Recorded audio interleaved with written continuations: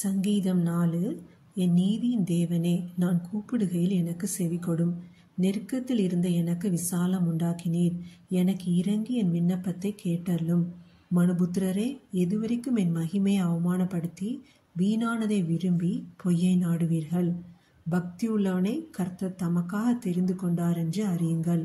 நான் கர்த்தரை நோக்கி கூப்பிடுகையில் அவர் கேட்பார். நீங்கள் கோபம் கொண்டாலும் பாவம் செய்யாதிருங்கள். உங்கள் படுக்கையில் உங்கள் இருதயத்தில் பேசிக்கொண்டு அமர்ந்திருங்கள். நீதியின் பலிகளை செலுத்தி கர்த்தர் மேல் நம்பிக்கையாயிருங்கள். எங்களுக்கு நன்மை காண்பிப்பவன் யார் என்று சொல்லுகிறவர்கள் அநேகர். கர்த்தாவே, உம்முடைய முகத்தின் ஒளியை எங்கள் மேல் பிரகாசிக்க பண்ணும். அவர்களுக்கு தானியமும் திராட்சரசமும் பெருகி இருக்கிற காலத்தின் சந்தோஷத்தை பார்க்கிலும் அதிக சந்தோஷத்தை என் இருதயத்தில் தந்தீர். சமாதானத்துடனே படுத்துக்கொண்டு நித்திரை செய்வேன். கர்த்தாவே, நீர் ஒருவரே என்னை சுகமாய் தங்க பண்ணுகிறீர். ஆமென். ஹல்லேலூயா.